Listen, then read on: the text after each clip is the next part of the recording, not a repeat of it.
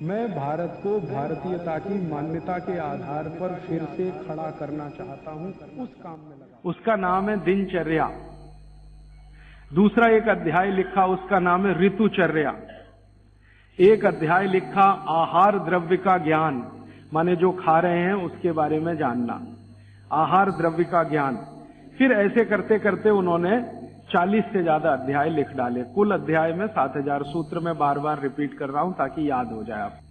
दिनचर्या के बारे में भागवत जी कहते हैं कि सामान्य रूप से हमारे शरीर की अवस्था के हिसाब से हमें दिनचर्या तय करनी है, शरीर के हिसाब से। सबके लिए ये जर्नल नहीं है, ये ध्यान रखना। हर व्यक्ति के शरीर के हिसाब से ये बदलती है। जैसे मेरे बगल में बाबूजी बैठे हैं, तो इनकी दिनचर्या मुझसे अलग होगी, और मुझसे छोटा कोई लड़का या लड़की है, भाई या बहन है, उसकी दिनचर्या मुझसे अलग होगी। तो आपकी सुविधा के अनुसार मैं 3 हिस्से करता हूं। मैंने पहले भी वो 3 हिस्से किए हैं। जवानी शुरू होती है 18-19 वर्ष में, इस देश में ऐसा माना जाता है। भागवत जी के हिसाब से ये बराबर नहीं है, आज माना जाता है। हमारे यहाँ 18 साल पर वोट देने का अधिकार आपको मिलता है, ऐसा माना जाता है कि आप में परिपक्वता है।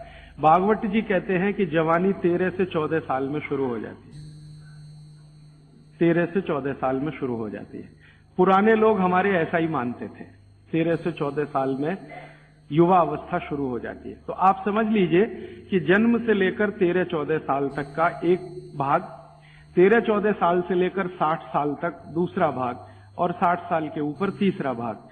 3 तरह के लोगों की श्रेणी बना दी जाए। अब इसमें दिनचर्या का ध्यान दिया जाए। तो सबसे पहली बात जो आप सबको याद रखनी चाहिए हमेशा, कि जो 0 वर्ष से लेकर, माने पहला दिन का कोई बच्चा है, वहां से शुरू करके 13-14 साल, ये बच्चा जो है कफ के प्रभाव में रहता है। ऐसा कहें, बचपन में कफ बहुत होता है शरीर को, सारा शरीर कफ के असर में ही रहता है। उस समय वात और पित्त दोनों कम होते हैं। पित्त तो थोड़ा रहता है, वात तो बिल्कुल ना के बराबर होता है बचपन में।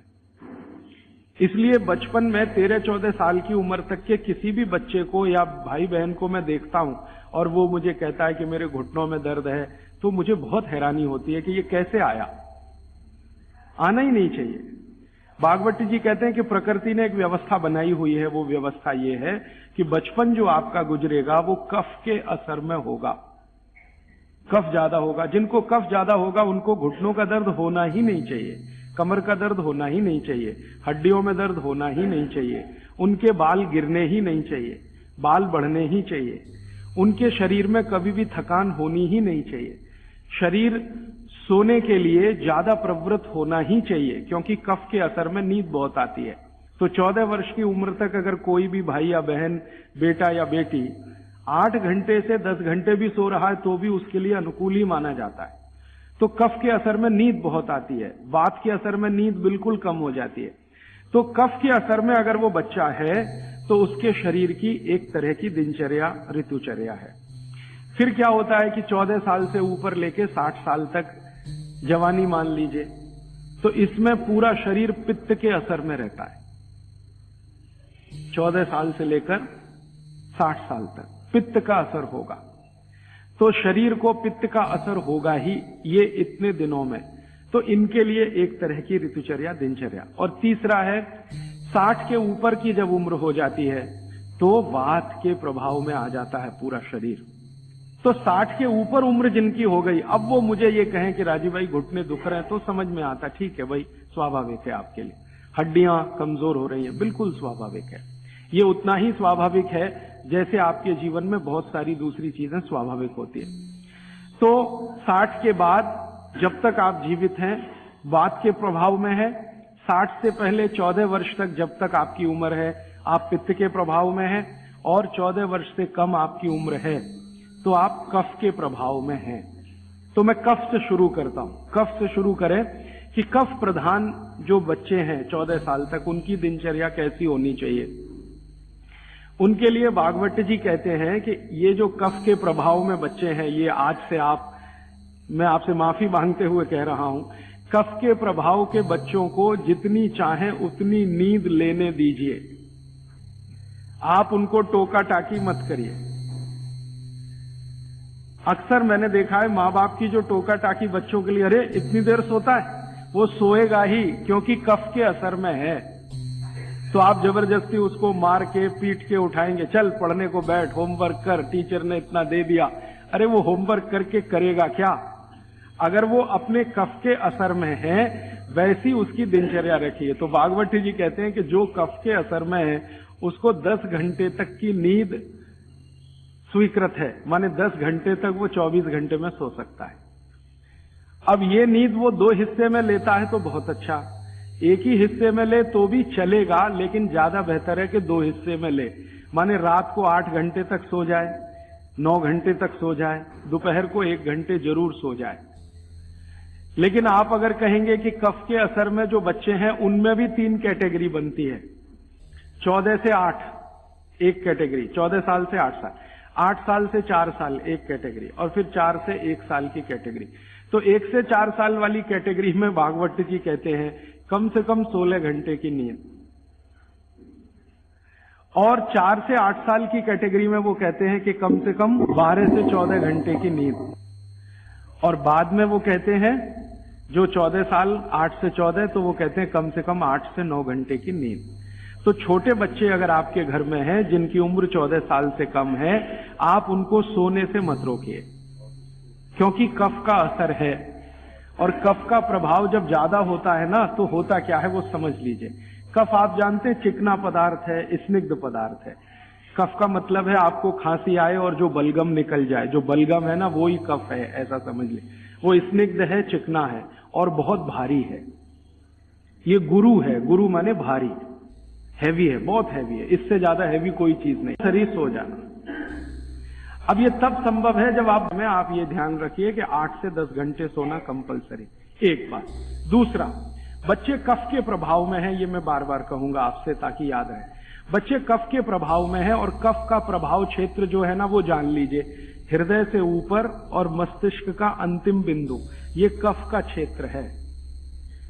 हृदय से ऊपर, यहां से ऊपर पूरा ये कफ का क्षेत्र है। हृदय से नीचे नाभि तक ये पित्त का क्षेत्र है, और नाभि से नीचे पूरा ये वात का क्षेत्र है। तो बच्चे कफ के असर में हैं, तो ध्यान रखिए कि उनको जितने रोग होंगे वो यहां से ऊपर वाले ही होंगे बचपन के। नाक बहेगी, सर्दी होगी, जुकाम होगा, खांसी आएगी, ये सब इसी एरिया के रोग हैं। तो भागवत जी कहते हैं कि बच्चों को कफ के असर से बाहर लाते रहें, बिगड़े नहीं उनका कफ। तो इसके लिए बच्चों की मालिश, उन्होंने एक शब्द, बहुत सुंदर शब्द दिया, अभ्यंग मालिश। मालिश बहुत जरूरी है, बच्चों की मालिश बहुत ही जरूरी है। तेल मालिश, बच्चों की तेल मालिश बहुत जरूरी है। वैसे तो सब माताएं करती ही हैं, अनजाने में वो एक बड़ा काम कर रही। कफ को पित्त में, पित्त के प्रकृति के लोगों की दिनचर्या क्या? पित्त प्रकृति माने 14 साल से ऊपर और 60 साल के नीचे, इनकी दिनचर्या क्या? पित्त प्रकृति के लोगों को कफ का असर कम हो जाता है, पित्त थोड़ा बढ़ता है, वात उनके पास कम ही रहता है या बिल्कुल नहीं रहता। अब पित्त प्रकृति के लोगों को ज्यादा सोना जरूरी नहीं है, उनका पित्त है, कफ तो ऐसे ही शांत है, तो ज्यादा सोना जरूरी नहीं। माने पित्त प्रकृति के लोग अगर 8 घंटे सो रहे हैं, 7 घंटे सो रहे हैं तो भी चलेगा। न्यूनतम नींद कितनी होनी चाहिए? आप कहें पित्त प्रकृति के सब लोगों को जिनकी उम्र 14-15 साल से लेकर 60 साल है, इनकी कम से कम नींद 8 घंटे की रहे तो अच्छा है। लेकिन इससे भी कम रह सकती है क्या? 7 घंटे हो सकती है, लेकिन उसके लिए थोड़ा प्रयास करना पड़ेगा। 6 घंटे भी हो सकती है, 6 से कम नहीं और 8 से ज्यादा नहीं, ऐसे मान लीजिए। तो पित्त प्रकृति के लोगों को 6 घंटे से कम नहीं सोना, 8 घंटे से ज्यादा नहीं सोना। अब उसके हिसाब से दिनचर्या तय करिए। तो 8 बजे सो जाएं, मान लो आप भी ऐसे ही माने। भागवत जी कहते हैं सूर्यास्त के 2 घंटे बाद सो जाएं, बच्चे भी बड़े भी। तो 8 बजे आप सो जाएं, तो 8 से 8 4 बज गए ना, 4 बजे उठें। आपके लिए उठना बहुत जरूरी है। ब्रह्म मुहूर्त में पित्त प्रकृति के लोगों का उठना बहुत आवश्यक है। बच्चे ना उठें तो चलेगा, आपको तो उठना बहुत जरूरी है। क्यों? अगर आप 4 बजे उठते हैं तो अगला पूरा दिन आपका बहुत बेहतरीन और व्यवस्थित है, और 4 के बाद उठेंगे तो पूरा दिन डिस्टर्ब है। क्यों? क्योंकि जो जो करना है आपको वो 4 बजे से लेके ही शुरू होगा। 4 बजे उठे, आपने पानी पिया, जो मैंने पहले ही बता दिया, ऊषा पान जिसको कहते हैं। फिर शौच आदि के लिए आप गए, 10-15 मिनट मान लीजिए उसमें गया, फिर बाहर आप निकले, दंत धावन शब्द इस्तेमाल किया, दंत ध्यान रखिए। अब आपने दांत वात साफ कर लिए, अब आपकी आगे की जो दिनचर्या है वो कैसी होगी? आपको जो है ना, पित्त प्रकृति के लोगों को मालिश भी करना है, व्यायाम भी करना है। बच्चों के लिए तो सिर्फ मालिश है, आपके लिए मालिश भी है, व्यायाम भी है। तो अब आप में कई बार कंफ्यूजन ऐसा होगा कि व्यायाम पहले करें कि मालिश पहले करें। तो भागवत जी ने क्लियर कहा है कि वात के जो रोगी हैं उनको मालिश पहले, व्यायाम बाद में। और पित्त के जो रोगी हैं, रोगी से मतलब आप पित्त के असर में हैं, तो व्यायाम पहले, मालिश बाद में। तो आपको व्यायाम पहले करना है, मालिश उसके बाद करनी है। अब आप पूछेंगे कितना व्यायाम करें? तो आपके लिए भी नियम वही है कि जैसे ही आपके बगल में पसीना आया, व्यायाम रोक दें। जैसे ही बगल में पसीना आया, व्यायाम 20 मिनट में पसीना आ जाएगा, उतना काफी। फिर उसके बाद मालिश। आपको भी मालिश जरूरी है, क्योंकि आपको भी कफ का असर ना बढ़े और आपका विकृत ना हो। तो आपको भी बच्चों की तरह ये बात ध्यान रखनी है कि सिर की मालिश ज्यादा, कान की भी मालिश ज्यादा, और बाकी शरीर की तो करनी है। और शरीर में सबसे ज्यादा मालिश तलवे की, पांव की। मालिश के बाद स्नान, स्नान उसी तरह से उबटन आदि से, और फिर भोजन, भोजन के बाद विश्राम 20 मिनट, फिर आपका काम, फिर रात्रि का माने शाम को 6-7 बजे का भोजन। इस तरह का नियम है पित्त वालों का। और वात वालों के लिए क्या है? जिनकी उम्र 60 के ऊपर है उनके लिए भागवत जी कहते हैं व्यायाम निषेध। जैसे बच्चों को निषेध, वैसे उनको निषेध। उनके लिए मालिश बहुत जरूरी, जैसे बच्चों की वैसे वात वालों की। माने बुजुर्ग लोगों को मालिश बहुत जरूरी है, व्यायाम से भी ज्यादा। और मालिश करते समय ध्यान रखना है, सिर तलवे 2 चीज है, और कान भी। तो मालिश आप करें, व्यायाम करें तो बहुत ही हल्का फुल्का करें। लेकिन यह नियम भागवत जी ने नहीं बताया कि आप व्यायाम तब तक करें जब तक बगल में पसीना ना आए, क्योंकि एक उम्र के बाद पसीना बहुत कम हो जाता है। तो हो सकता है 1 घंटे तक भी ना आए और आप करते रहे। ये पित्त और कफ वालों के लिए है, सिर्फ वात वालों के लिए। तो वात वाले तो जीवन में जितने आराम से रह सकें। वैसे तो वात वालों के लिए भागवत जी कहते हैं कि उनको तो एक ही काम है, वो है दिशा निर्देश। बुजुर्गों का एक ही काम है कि घर में बैठे हैं और दिशा निर्देश दे रहे हैं, ऐसा मत करो, ऐसा करो, ऐसा मत करो। क्योंकि उन्होंने जीवन का सारा अनुभव ले लिया और वो अनुभव को मिलाकर आपको दिशा। माने सुबह की शुरुआत पानी से करें, और उसमें मैंने बताया था कि मुंह का कुल्ला किए बिना वो उठते ही पानी आपको पीना है। क्योंकि रात को जब आप सोते हैं तो जो कुछ भी लार मुंह में बनी है ये बहुत ही कीमती है, इसका औषधीय गुण बहुत है। और जैन दर्शन में इसको अहिंसा के साथ जोड़ा हुआ है, और वो मैंने करके भी देखा है कि सुबह की लार गलती से भी आप किसी चींटी या चींटा या मक्खी पे थूक दो, वो तुरंत मर जाएगा। सुबह की लार अगर आपने गलती से चींटी, चींटा या मक्खी पे थूक दिया, वो तुरंत मर जाता है, क्योंकि उसका औषधीय गुण बहुत प्रबल। का जब उदय होता है तो सूर्य के उदय होने से लगभग 2.5 घंटे तक जठर अग्नि सबसे ज्यादा तीव्र होती है।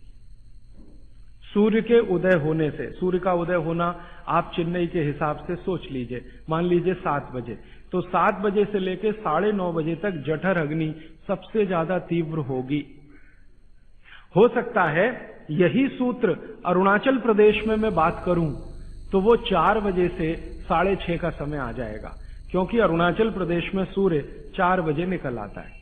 अगर मैं सिक्किम में बात करूंगा तो और 15 मिनट पहले हो जाएगा, और यही बात अगर मैं गुजरात में जाकर करूंगा तो आपसे समय थोड़ा भिन्न हो जाए। तो सूर्य के साथ इसको ध्यान रखें। तो सूर्य का उदय जैसे ही हुआ उससे अगले 2.5 घंटे तक जठर अग्नि सबसे ज्यादा तीव्र होती है। तो भागवत जी कहते हैं कि इस समय सबसे ज्यादा भोजन करें, इस समय सबसे ज्यादा भोजन करें।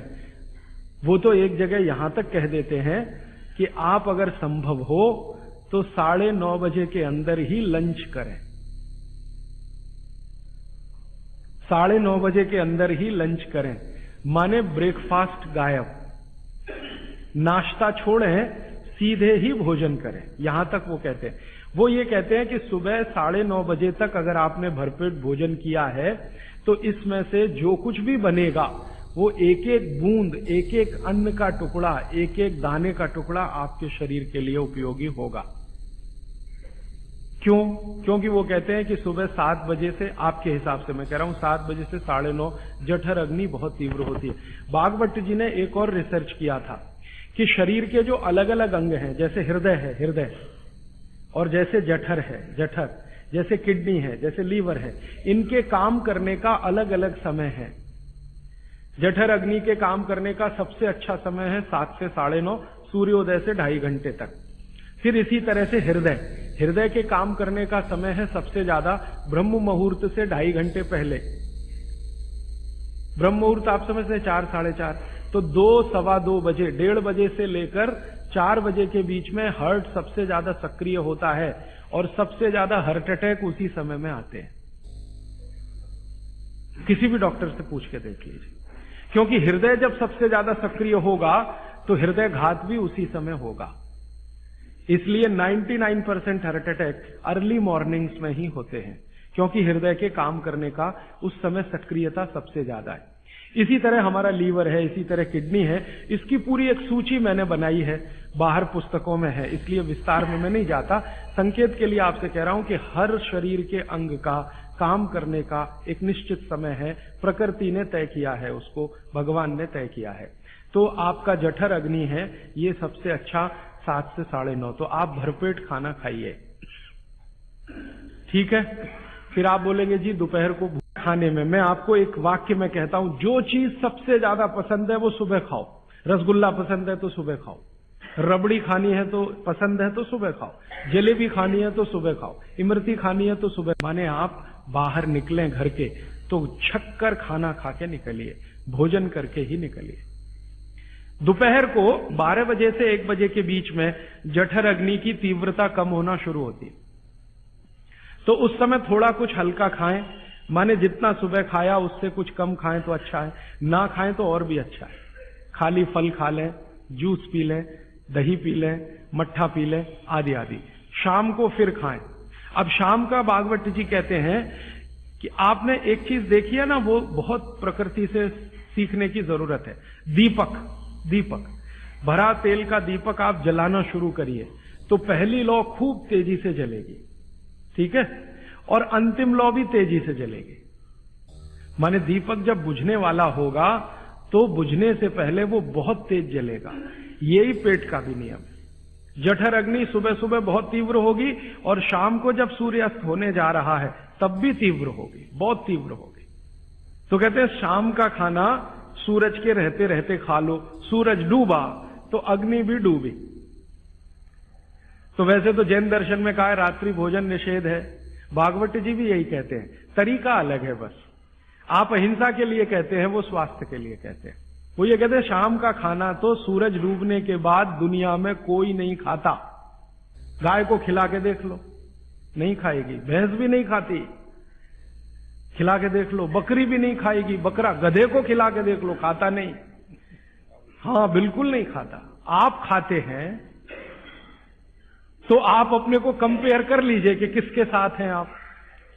कोई जानवर, कोई जीव राशि सूरज डूबने के बाद खाती नहीं, तो आप क्यों खा रहे हैं? प्रकृति का नियम भागवत जी कहते हैं पालन करिए। माने रात का खाना जल्दी कर दीजिए सूरज के रहते रहते। माने 5-6 बजे के आसपास आपके यहां सूरज डूबता है, 6 बजे या 6:30 बजे, वही समय सबसे अच्छा है।